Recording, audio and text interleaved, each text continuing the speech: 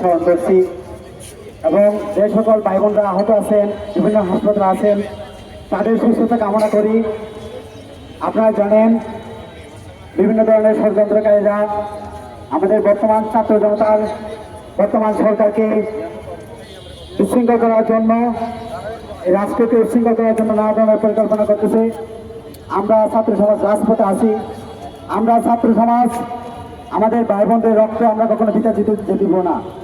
আমাদের প্রাণের বিনিময় হলো আমাদের এই দেশকে রক্ষা। আমাদের যে ছাত্র জনতার অভ্যুত্থান, সেই অভ্যুত্থানের মাধ্যমে এদেশের সকল মানুষ তার মুক্তভাবে আমরা বই করতেছে। এদেশের সকল ছাত্র জনতা মুক্তভাবে প্রচার করতেছে। আমরা কি এই চলাফেরা এই মুক্তভাব স্বাধীনতাকে স্বীকৃতি দিব? আমরা কি আমাদের স্বাধীনতাকে রক্ষা করবো? আমাদের যে সকল ভাই বোনরা শহীদ হয়েছে তাদেরকে আমরা স্মরণে রাখবো? আমরা কি তাদেরকে ভুলে যেতে পারি? আমরা কখনো তাদের ভুলে যাবো না। প্রতি মুহূর্তে প্রতি আমাদের যে শহীদ মার্চ ছিল, আমরা কুমিল্লা ঈদগাহ মাঠ থেকে মার্চ করে আমরা কুমিল্লা টাউন হলে এসেছি।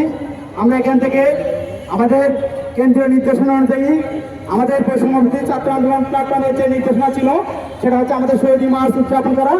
আমরা সেই শহীদ মার্চ পালন করেছি।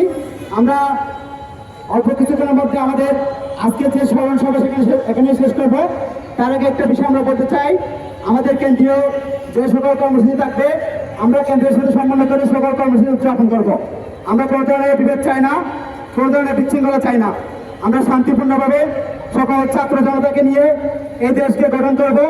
এই দেশের বিনিময়ে যারা এই দেশকে রক্ষা করার জন্য, এই দেশের স্বাধীনতা আনার জন্য যারা শহীদ হয়েছেন তাদেরকে স্মরণ করব। আমি আজকে আমাদের শহীদ মার্চে যে সকল ছাত্র জনতা উপস্থিত হয়েছেন তাদেরকে ধন্যবাদ জানাই। একই সাথে মিডিয়ার সকল কর্মীদেরকে ধন্যবাদ জানাই। আমি এ পর্যায়ে আমাদের আজকের শহীদ